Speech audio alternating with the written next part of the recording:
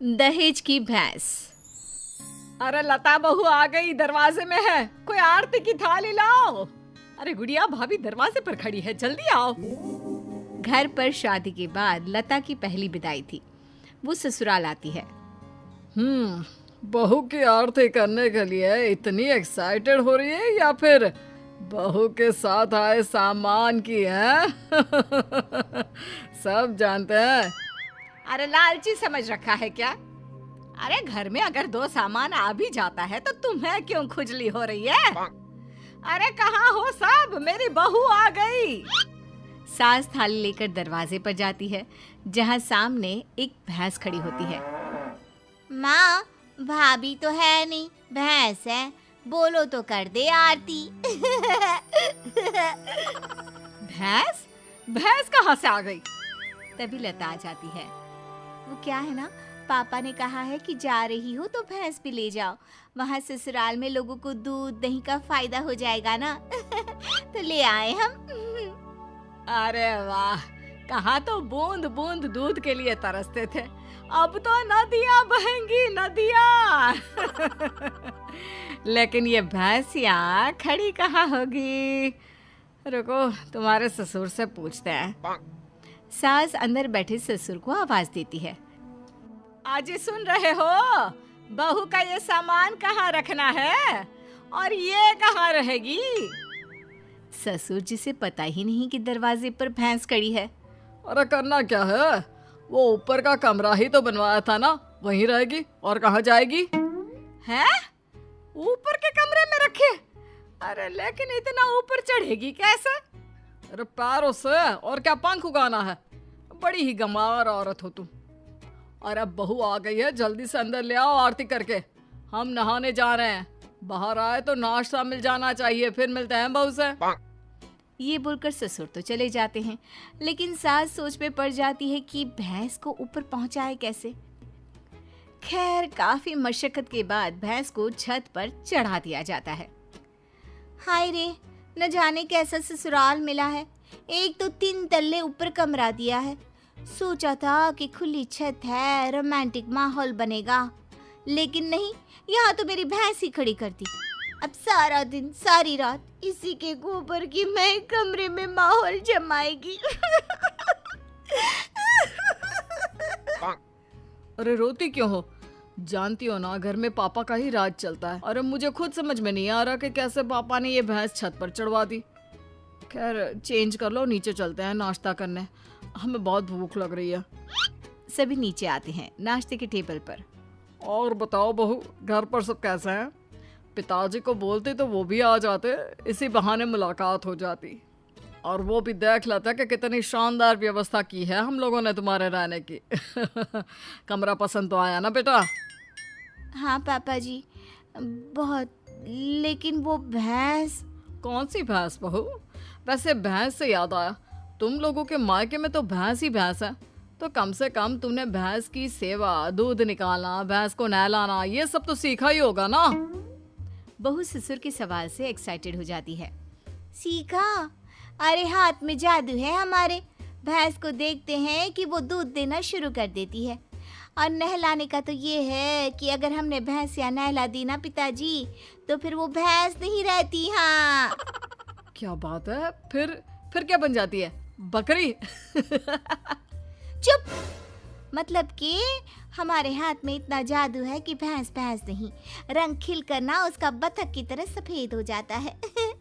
अरे 1 घंटे में 75 भैंस नहलाने का रिकॉर्ड हमने बनाया था जी एक बार। हाँ, ये सब तो ठीक है बहू, वैसे भैंस दूध कितना देती है? बहू फिर शेखी में आ जाती है। वैसे तो क्या है ना माँ जी, देती तो सिर्फ 4 किलो सुबह और 4 किलो शाम को, लेकिन जब मैं दूध निकालने बैठी हूँ ना, तो प्रेशर में 10 किलो सुबह और 10 किलो शाम को देती है। बस फिर क्या, ये सुनकर ससुराल वाले इम्प्रेस हो जाते हैं। ससुर सोच लेते हैं कि इतनी गुणी बहू मिली है तो भैंस तो लाना बनता है। फिर क्या, अगले रोज ससुर दरवाजे पर भैंस खड़ी कर देते हैं। बहू, अरे ओ बहू, देख तो मैं क्या लेकर आया हूँ। तभी बहू एक बाल्टी दूध लेकर आती है।